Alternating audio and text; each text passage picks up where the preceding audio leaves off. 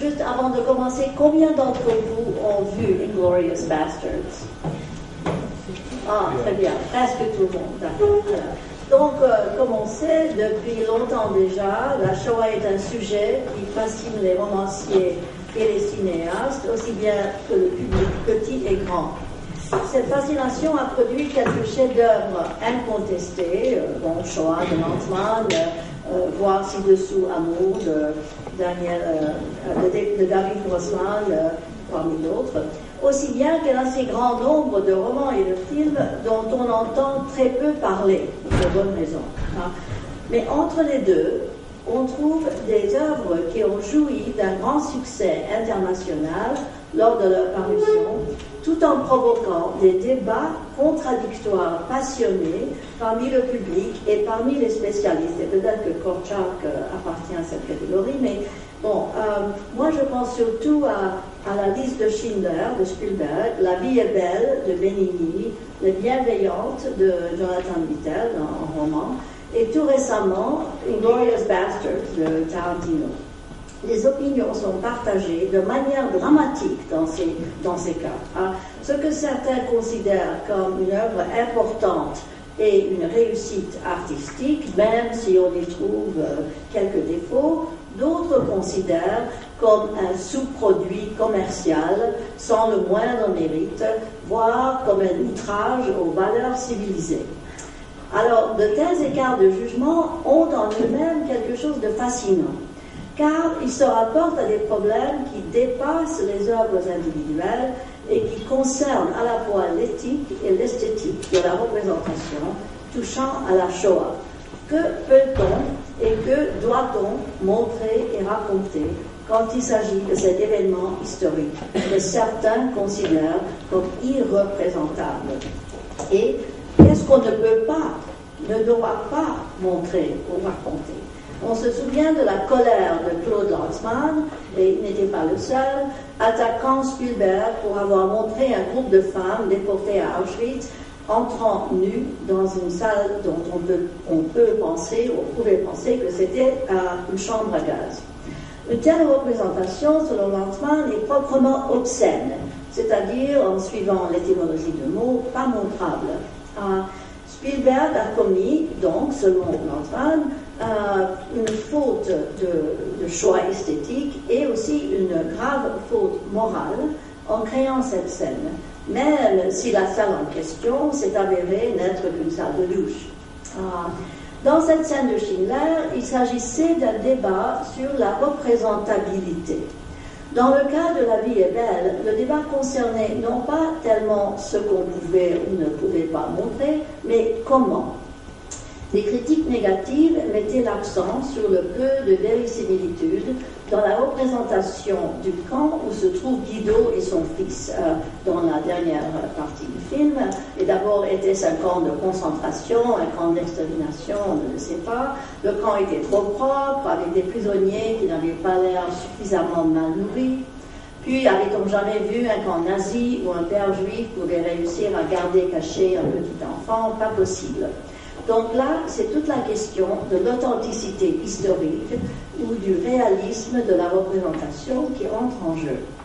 Mais c'est encore un problème où esthétique et éthique se mêlent, car la présupposition de ceux qui critiquaient cet aspect du film était qu'il est moralement répréhensible de contrevenir à la vérité historique quand il s'agit de représenter la Shoah. Une autre présupposition liée à la première était que l'humour et le comique en général étaient inadmissibles dans le traitement de ce sujet, inadmissibles pour des raisons morales encore. De l'autre côté, les défenseurs du film proclamaient non seulement la liberté absolue de l'artiste dans cette matière, mais aussi la puissance de l'imagination et du comique dans le traitement de l'histoire. Ainsi, dans un article important, la grande spécialiste de la littérature de la Shoah, Sidra El-Rahi, développait l'argument suivant: puisque Benigni disait dès le début qu'il présentait une fable, il fallait lire le film comme une contre-histoire comique, une sorte de Purimspiel, qui présentait une version améliorative de l'histoire. Vous savez ce que c'est que le Purimspiel? C'est l'histoire qu'on raconte à Purim de la manière dont Esther sauve le peuple juif des intentions meurtrières de ses ennemis. Bon. Alors, donc, le Purimspiel qui présentait une version améliorative de l'histoire et qui ne devait dans aucun cas être traité avec ce que Ezrahi appelle a dead-minded literalism. Littéralisme, comment traduit-on dead-minded en français? Idiot, un littéralisme idiot. Sidra Ezrahi voyait dans ce film, donc, de Mellini, et dans d'autres représentations comiques de la Shoah, comme par exemple Train de vie de Mihail Yanou ou Jacob le Menteur, le roman de Becker, elle parle du roman plutôt, une continuation de la tradition de l'humour juif qu'on trouve dans l'œuvre de Sholem Aleichem, par exemple. Ces versions anti-historiques de l'histoire présentent, selon elle, une promesse utopique et messianique de l'histoire telle qu'elle aurait pu être, qui coexiste avec la connaissance tragique de ce qu'elle a été en réalité. Ainsi, ces versions comiques possèdent une vraie valeur éthique, selon Ezrahi. Or, Sidra Ezrahi déteste profondément et passionnément le film de Quentin Tarantino, Inglourious Basterds, qui possède pourtant pas mal d'éléments comiques et anti-historiques. Comme elle n'a rien écrit là-dessus, je n'essaierai pas de résumer les raisons de son refus, qu'elle m'a exprimé plusieurs fois en personne. Pas les raisons, mais le refus. Mais on peut être certain que ces raisons ont affaire avec des considérations à la fois éthiques et esthétiques. Venons-en donc au film de Tarantino.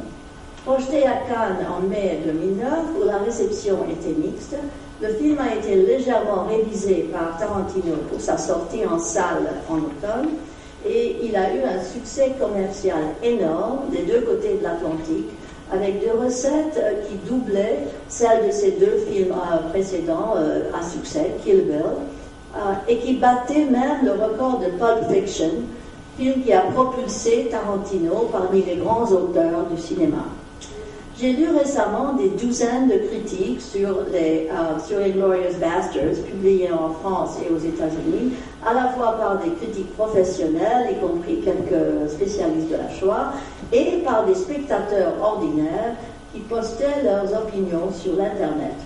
Et il est vraiment fascinant de voir combien les réactions varient, sans que l'on puisse les ranger facilement dans des catégories selon l'âge, la religion, la profession ou n'importe quel autre critère sociologique. Il y a des juifs qui détestent, d'autres qui aiment, des profs qui détestent, des profs qui aiment, etc.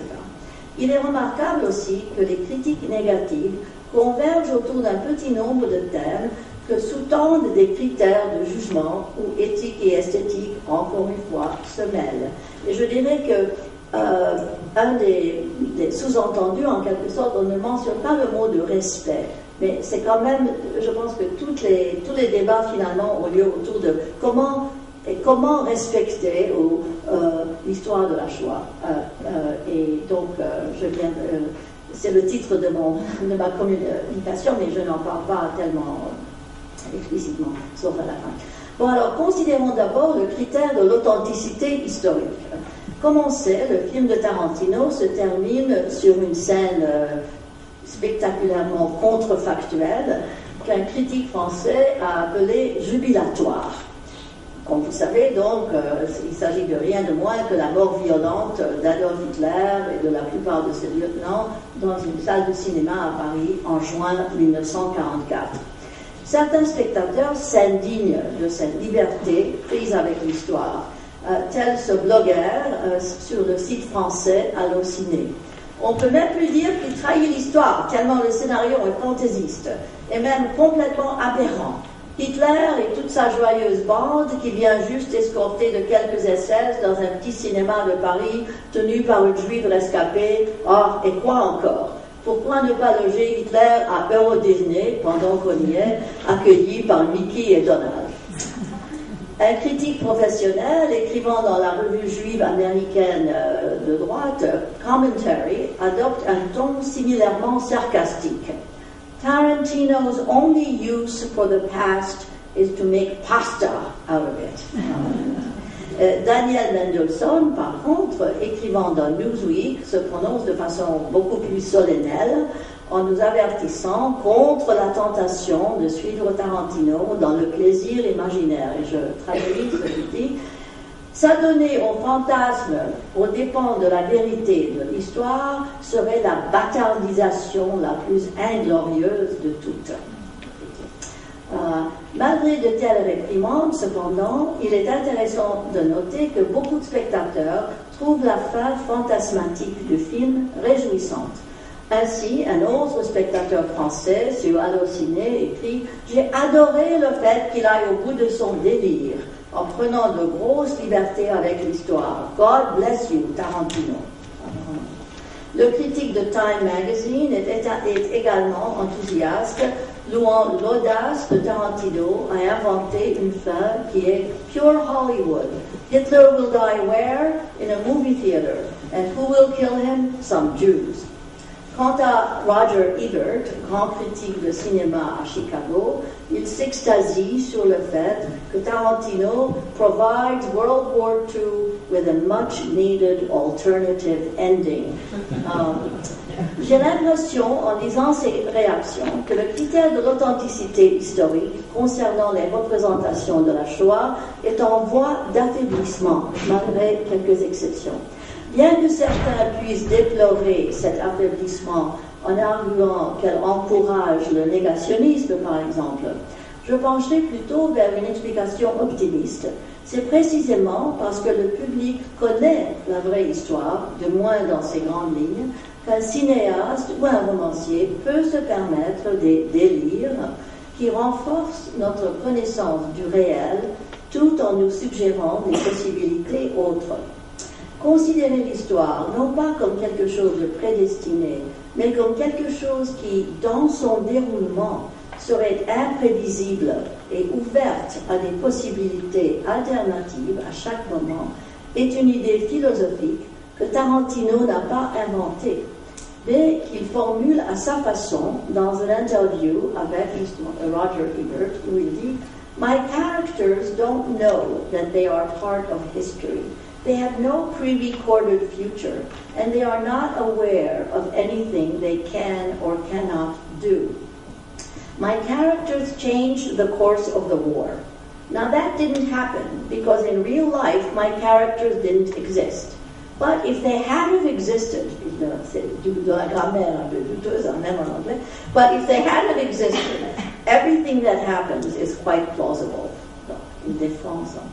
Now, à côté du critère de l'authenticité, celui du sérieux, selon lequel il ne faut pas traiter la Shoah d'une façon comique, ne semble plus jouer pour beaucoup non plus dans les réactions critiques, encore moins, je dirais.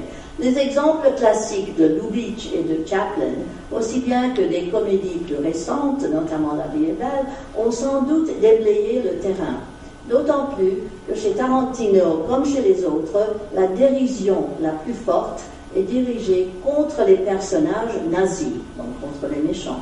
Le colonel Landa, avec sa pipe démesurément grosse, qui signale peut-être un problème de masculinité, comme l'a noté un critique américain, tout comme Hitler, Goebbels et les autres nazis, ont un côté loufoque dans ce film, qui ne contredit pourtant pas leur statut de méchant.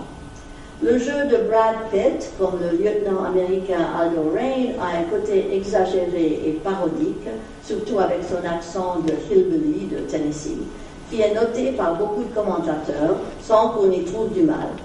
Certains reprochent à Tarantino une attitude juvénile et semblent déconcertés par l'aspect comique du film, qu'ils considèrent comme une plaisanterie dont ils ne savent que faire. Mais en général, on tolère assez bien l'absence du solennel et du sérieux. Pour certains critiques, cet aspect ludique du film est un des aspects les plus réussis. Par contre, il y a un troisième critère de jugement éthico-esthétique qui semble encore très très fort, surtout aux États-Unis. Et c'est là d'ailleurs un point de divergence intéressant que j'ai noté entre les réactions américaines et les réactions françaises. En France, on le mentionne moins souvent, et si vous voulez me corriger là-dessus, ce sera le bienvenu. Il s'agit du critère que j'appellerais axiologique, qui concerne le message éthique véhiculé par le film. Beaucoup de commentateurs américains expriment leur profonde désapprobation de la vengeance sadique qu'ils trouvent au cœur du film. The movie unproblematically offers up sadistic voyeurism as a satisfying form of payback, écrit le critique du magazine internet Slate. Tarantino escapes any sense of moral accountability, écrit David Denby, le critique du New Yorker. Alors maintenant je traduis. J'étais horrifié par le message qu'on peut maltraiter les soldats ennemis tant qu'on est les bons et les autres sont les méchants, écrit un enseignant spécialiste du génocide. Tandis qu'un autre raconte que sa femme et lui ont décidé de boycotter this horrible movie après avoir vu la réclame en disant mais a movie that glorifies crimes against humanity, war crimes and torture is very distressing. Alors encore plus distressing, horrifiant, pour beaucoup de critiques était le message de la vengeance juive, spécifiquement juive. Tarantino may think that he is doing Jews a favor by launching this revenge fantasy, but somehow I doubt that the gesture will be appreciated. Tarantino has become an embarrassment, écrit David Denby, encore dans le New Yorker. Inglourious Basterds permet aux Juifs d'agir comme des nazis, explique le critique du Village Voice. Enfin, le critique de Commentary accuse non seulement Tarantino, mais aussi son producteur juif, Harvey Weinstein, d'avoir créé des Juifs agissant comme des monstres afin de gagner beaucoup d'argent. Alors, entre autres qualités, ces condamnations sont remarquables pour le haut degré d'outrage moral qu'elles manifestent. On se demande comment ceux qui ont quand même aimé le film pourront y répondre. Après tout, qui voudrait avancer l'argument que les fantasmes de vengeance et de torture sont moralement défensibles? En effet, la plupart des défenseurs du film ne se placent pas sur ce terrain-là, mais invoquent plutôt comme première ligne de défense la notion que de tels fantasmes font plaisir, précisément parce que ce sont des fantasmes et non pas un appel à l'action. Comme disait Sidra Ezrahi à propos des Purimspiel, qui aussi finissent par la mise à mort des ennemis des Juifs, on ne doit pas les prendre avec un dead-minded literalism. Et ainsi, par exemple, l'historienne de la Shoah, Deborah Lipstadt, m'a expliqué